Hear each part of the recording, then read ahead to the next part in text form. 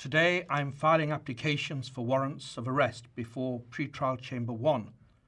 of the International Criminal Court in the situation in the State of Palestine. I can also confirm today that I have reasonable grounds to believe, on the basis of evidence collected and examined by my office, that Israeli Prime Minister Benjamin Netanyahu and Minister of Defense Yoav Gallant bear criminal responsibility for the following international crimes committed on the territory of the State of Palestine from at least the 8th of October 2023. The crimes include starvation of civilians as a method of warfare, willfully causing great suffering, serious injury to body or health or cruel treatment, willful killing or murder, and intentionally directing attacks against a civilian population, as well as crimes against humanity of extermination and or murder,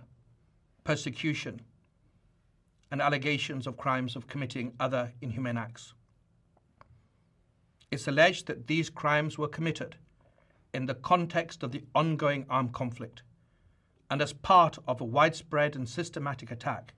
against the civilian population of Gaza pursuant to a state policy. Unfortunately, these crimes continue to this day. My office submits that these individuals, through a common plan, have systematically deprived the civilian population of Gaza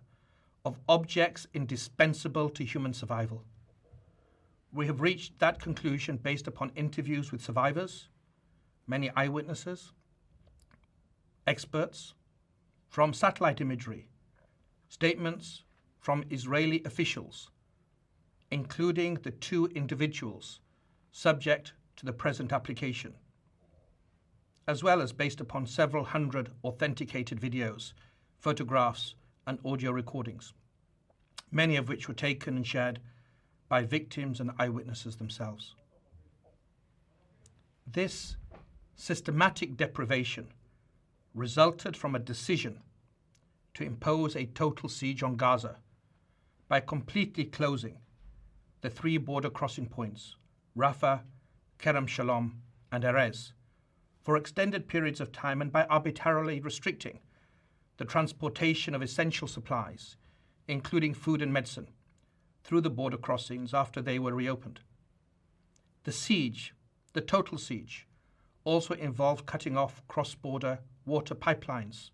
from Israel to Gaza, which is the principal source of clean water for the population in Gaza. It was cut off for prolonged periods beginning on the 9th of October 2023, and it was accompanied by the cutting off or hindering of electricity supplies to Gaza from the 8th of October 2023